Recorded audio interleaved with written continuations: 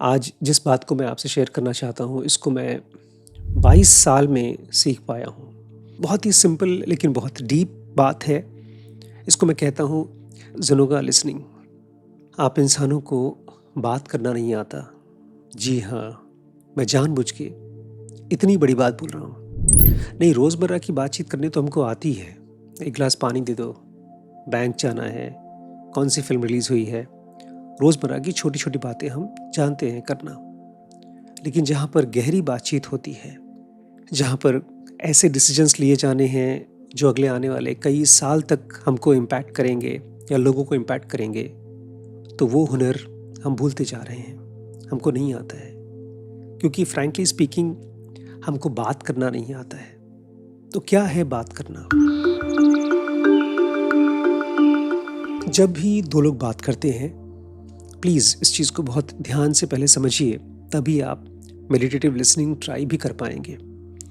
जब भी दो लोग बात करते हैं तो 3 स्टेप उसमें इन्वॉल्व होते हैं। उसको हम बोलते हैं एनकोडिंग, स्पीकिंग, डिकोडिंग। बहुत मुश्किल नहीं है, मेरी बात को थोड़ा सुनिए ध्यान से तो समझ में आ जाएगा। मान लीजिए मैं अपनी बात आपसे कहना चाहता हूँ, कोई बहुत ज़रूरी बात है जो आपको बोलना चाहता हूँ। तो उस बात को सबसे पहले मैं अपने मन में सोचता हूँ। मेरे मन में एक मीनिंग है, उसको सोच करके मैं एक शब्द देता हूँ। फिर मैं आपको वो बोलता हूँ, वर्ड्स निकालता हूँ अपने मुंह से, फिर आपको सुनते हैं और सुनने के बाद आप उसको डिकोड करते हैं। तो 3 स्टेप में हम किसी की बात को सुन पाते हैं। Encoding, speaking, decoding. इसका मतलब है 3 स्टेप्स में हम गलतियां कर सकते हैं। अगर मैं अपनी बात किसी को बताना चाहता हूँ तो सबसे पहला स्टेप हो सकता है मैं सही शब्दों का इस्तेमाल नहीं कर रहा हूँ, उसी में गलती हो जाती है।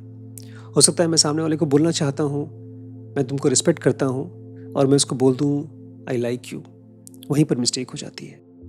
हो सकता है हस्बैंड वाइफ के बीच में बातचीत हो रही है, वो लड़ाई नहीं बनना चाहती, दोनों चाहते हैं एक दूसरे के साथ प्यार से रहें, लेकिन फिर भी वो बातचीत बहस बन जाती है, बहस लड़ाई बन जाती है, लड़ाई डिवोर्स बन जाता है। और ऐसी ही बातचीत हम करते हैं अपने साथ, अपने खुद के साथ। जब हम सेल्फ टॉक करते हैं, जब हमको लगता है कि मेरा मन ओवर थिंक कर रहा है, कंफ्यूज्ड हो रहा है, चिंता कर रहा है, तो उस समय भी हम अपने आप से खुद से बातें कर रहे हैं। ठीक ऐसी बातें कर रहे हैं। हमारा मन पहले कोई चीज़ सोच रहा है, फिर उसको बोल रहा है और फिर खुद ही उसको डिकोड कर रहा है। और इन 3 प्रोसेस में, 3 स्टेप्स में जो कुछ भी बातचीत मेरी चाहे अपने साथ हो रही है, चाहे किसी और के साथ हो रही है, उसमें गलतियाँ होती रहती हैं। या तो मैं गलत शब्द यूज़ कर रहा हूँ आपको समझाने के लिए, या आप मुझसे बात करते समय, मेरी बात को सुनते समय अपना फ़ोन चला रहे हैं, या शायद कोई और काम कर रहे हैं। आजकल तो 90% लोग फ़ोन ही चलाते रहते हैं। और या ये भी हो सकता है कि मेरी बात को सुनने के बाद में आपने बहुत ध्यान नहीं दिया, ऐसे ही उसको कैजुअली सुन लिया, आपने हाँ कर दिया, और बाद में आप कंफ्यूज हो जाते हैं कि मैंने क्या बोल दिया, किस चीज़ के लिए हाँ बोल दिया। ये जो मैंने आपको समझाया है दोस्तों, ये बहुत गहरी चीज़ है। और जिस दिन मुझे ये समझ में आया था, मेरी लाइफ पूरी तरह से ट्रांसफॉर्म हो गई।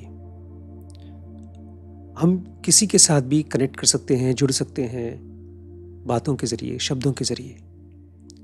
केवल इंसानों के साथ नहीं, अपने भगवान के साथ, देवताओं के साथ, ढेर सारे लोगों के साथ। यहाँ तक कि जब हम किसी स्क्रिप्चर को पढ़ते हैं, मान लीजिए हम भगवद गीता को पढ़ रहे हैं, उस कंडीशन में भी वो किताब तो लिखी जा चुकी है, लेकिन जब मैं उसको पढ़ता हूँ और मेरा ब्रेन उसको डिकोड करता है, तो गलतियाँ होने के चांसेस होते हैं। तो ये तो हो गया प्रॉब्लम कि 3 स्टेप्स में हम लोगों की बातें सुनते हैं और गलती कर सकते हैं। सॉल्यूशन क्या है? सॉल्यूशन है ज़ुनोगा लिसनिंग। बहुत सिंपल चीज़ है। जब आप किसी की बात को सुन रहे हैं, तो सबसे पहले अपने उस गैजेट को हटा दीजिए, अपने फ़ोन को साइड रख दीजिए। क्योंकि अगर आपका मन बटा, ध्यान बटा, तो केवल आप उसकी बात को ही गलत नहीं समझेंगे।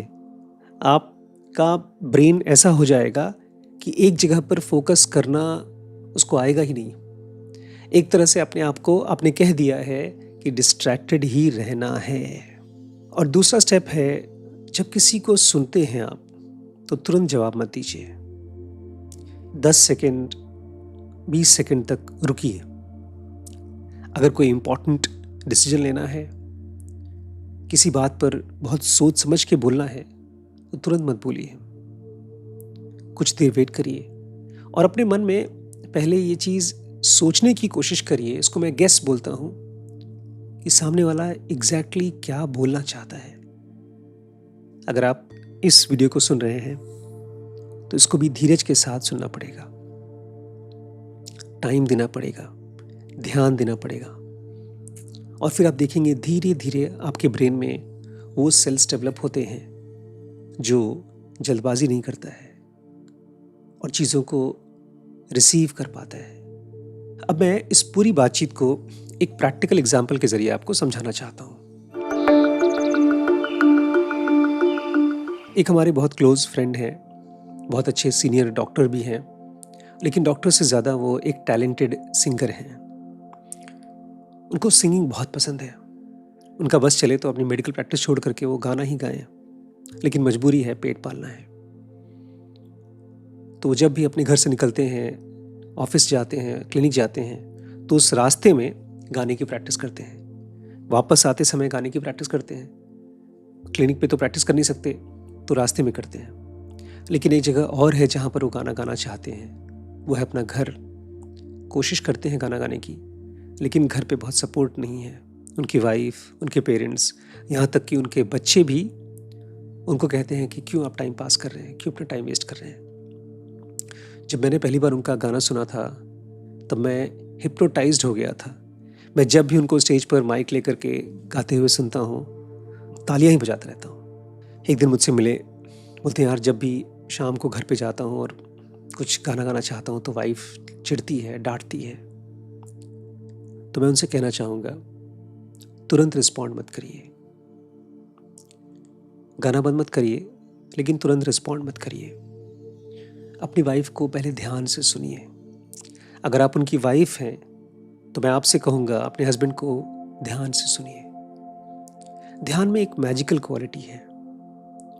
अगर आप ध्यान देते हैं तो आप सामने वाले को, अपने हस्बैंड को समझ पाएंगे, और आप भी डॉक्टर साहब, आप अपनी वाइफ को समझ पाएंगे और उनको अपनी बात समझा पाएंगे। ध्यान रखिएगा, जब भी किसी की बात सुने तो ध्यान से सुने, बिना मोबाइल के सुने, और देखिए अपने रिश्ते को मजबूत होता हुआ देखिए, अपने ब्रेन को और गहरा होता हुआ देखिए। और पता है, आप इसी ध्यान को यूज़ कर सकते हैं अपने अंदर के ईश्वर को कनेक्ट करने के लिए भी।